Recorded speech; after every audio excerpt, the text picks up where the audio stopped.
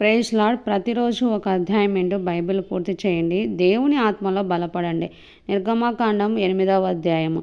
యెహోవా ఏటిని కొట్టి 7 దినములైన తర్వాత యెహోవా మోషేతో ఇట్లా నేను నీవు ఫరో యొద్దకు వెళ్ళి అతనితో నన్ను సేవించుటకు నా జనులను పోనిమ్ము. నీవు వారిని పోనీయని నొల్లని ఎడల ఇదిగో నేను నీ పొలిమెరలన్నిటినీ కప్పల చేత బాధించేదను. ఏటిలో కప్పలు విస్తారంగా పుట్టును. అవి నీ ఇంట, నీ పడక గదిలోనికి, నీ మంచం మీదికి, నీ సేవకుల ఇళ్లలోనికి, నీ జనుల మీదికి, నీ పొలములోనికి, నీ పిండి పిసుకు తొట్లలోనికి ఎక్కి వచ్చును. ఆ కప్పలు నీ మీదికి, నీ జనుల మీదికి, నీ సేవకులందరి మీదికి వచ్చునని యెహోవా సెలవిచ్చుచున్నాడని చెప్పుమనెను.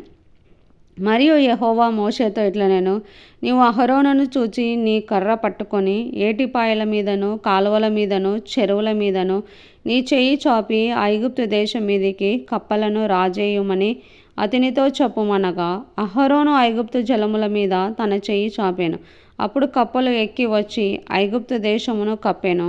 శకునగాండ్రు కూడా తమ మంత్రముల వలన అలాగు చేసి ఐగుప్తు దేశం మీదికి కప్పలను రాజేసిరి. అప్పుడు ఫరో మోషే అహరోనులను పిలిపించి నా యొద్ద నుండి, నా జనుల యొద్ద నుండి ఈ కప్పలను తొలగించుమని యెహోవాను వేడుకొనుడి. అప్పుడు యెహోవాకు బలి అర్పించుటకు ఈ ప్రజలను ఆగత్యముగా పోనిచ్చేదనెను. అందుకు మోషే నన్ను గెలిచినట్టుగా నీవు అతిశయింపవచ్చును. ఈ కప్పల శేషం ఏటిలోనే ఉండునట్లును, అవి నీ మీదను, నీ ఇళ్లలోను ఉండకుండా చంపబడినట్లును, నీ కొరకును, నీ సేవకుల కొరకును, నీ ప్రజల కొరకును నేనెప్పుడు వేడుకొనవలెనో చెప్పుమని ఫరోను అడగగా అతడు రేపేనెను. అందుకతడు మా దేవుడైన యెహోవా వంటి వారెవరునూ లేరు అని నీవు తెలుసుకున్నట్లు నీ మాట చొప్పున జరుగును. అనగా కప్పలు నీ యొద్ద నుండియో, నీ ఇళ్లలో నుండియో, నీ సేవకుల యొద్ద నుండియో, నీ ప్రజల యొద్ద నుండియో తొలగిపోవును. అవి ఏటిలోనే ఉండు నేను. మోషే అహరోనులు ఫరో యొద్ద నుండి బయలు వెళ్ళినప్పుడు యెహోవా ఫరో మీదికి రాజేసిన కప్పల విషయంలో మోషే అతని కొరకు మొరపెట్టగా యెహోవా మోషే మాట చొప్పున చేసెను. కనుక ఇళ్లలోనేమి, వెలుపలనేమి, పొలములోనేమి కప్పలు ఉండకుండా చచ్చిపోయేను. జనులు వాటిని కుప్పలుగా వేసినప్పుడు భూమి కంపు కొట్టెను. ఫరో ఉపశమనము కలుగుట చూసి యెహోవా సెలవిచ్చినట్టు తమ హృదయమును కఠినపరుచుకొని వారి మాట వినకపోయెను.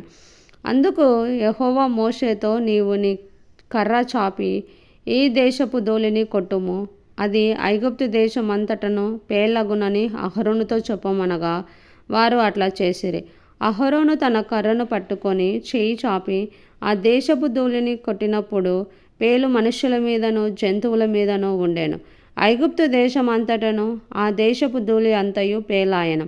శకునగాండ్లు కూడా పేలను పుట్టించవలెనని తమ మంత్రముల చేత అట్లు చేసిరి, కానీ అది వారి వలన కాకపోయెను. పేలు మనుషుల మీదను, జంతువుల మీదను ఉండగా శకునగాండ్రు ఇది దైవశక్తి అని ఫరోతో చెప్పిరి. అయితే యెహోవా చెప్పినట్లు ఫరో హృదయము కఠినమాయెను, అతడు వారి మాట వినకపోయెను. కాబట్టి యెహోవా మోషేతో నీవు ప్రొద్దున లేచి ఫరో ఎదుట నిలువుము. ఇదిగో అతడు ఏటి యొద్దకు పోవును. నీవు అతని చూచి నన్ను సేవించుటకు నా ప్రజలను పోనిమ్ము. నీవు నా ప్రజలను పోనీయని ఎడల చూడుము, నేను నీ మీదికి, నీ సేవకుల మీదికిని, నీ ప్రజల మీదికిని, నీ ఇళ్లలోనికిని ఈగల గుంపును పంపెదను. ఐగుప్తుల ఇండ్లను, వారున్న ప్రదేశమును ఈగల గుంపుతో నిండియుండును. మరియు భూలోకములో నేనే యెహోవాను అని నీవు తెలుసుకొనున్నట్లు ఆ దినమున నేను నా ప్రజలు నివసించుచున్న గోషెను దేశమును వినాయించెదను. అక్కడ ఈగల గుంపులుండవు. నా ప్రజలను నీ ప్రజల నుండి ప్రత్యేకపరచెదను. రేపు ఈ సూచకక్రియ జరుగునని యెహోవా సెలవిచ్చినట్లు నీవు చెప్పవలెనను. యెహోవా అలాగు చేసెను. బాధకరమైన ఈగల గుంపుయు ఫరో ఇంటిలోనికి, అతని సేవకుల ఇళ్లలోనికి వచ్చి ఐగుప్తు దేశం అంతటా వ్యాపించెను. ఈ దేశము ఈగల గుంపు వలన చెడిపోయెను. అప్పుడు ఫరో మోషే అహరోనులను పిలిపించి మీరు వెళ్ళి ఈ దేశంలో మీ దేవునికి బలి అర్పించుడని వారితో చెప్పగా మోషే అట్లా చేయతగదు. మా దేవుడైన యెహోవాకు మేము అర్పించవలసిన బలి ఐగుప్తీయులకు హేయము. ఇదిగో మేము ఐగుప్తీయులకు హేయమైన బలిని వారి కన్నుల ఎదుట అర్పించిన ఎడల వారు మమ్ము రాళ్లతో కొట్టి చంపుదురు గదా. మేము అరణ్యంలోనికి 3 దినముల ప్రయాణమంతా దూరం పోయి మా దేవుడైన యెహోవా మాకు సెలవిచ్చినట్లు ఆయనకు బలిని అర్పించుదామనెను. అందుకు ఫరో, మీరు అరణ్యంలో మీ దేవుడైన యెహోవాకు బలి అర్పించుటకు మిమ్మును పోనిచ్చెదను, కానీ దూరం పోవద్దు, మరియు నా కొరకు వేడుకొనడనెను.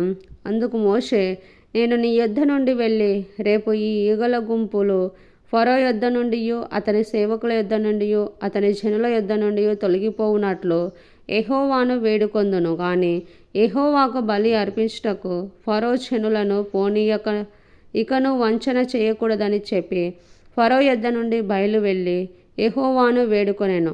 యెహోవా మోషే మాట చొప్పున చేయగా ఈగల గుంపులు ఫరో యొద్ద నుండియు అతని సేవకుల యొద్ద నుండియు అతని ప్రజల యొద్ద నుండియు తొలగిపోయెను, ఒక్కటైనను నిలవలేదు. అయితే ఫరో ఆ సమయము కూడా తన హృదయమును కఠినపరుచుకొని జనులను పోనీయడాయెను. దేవుడి వాక్యం ఆశీర్వదించును గాక. ఆమేన్.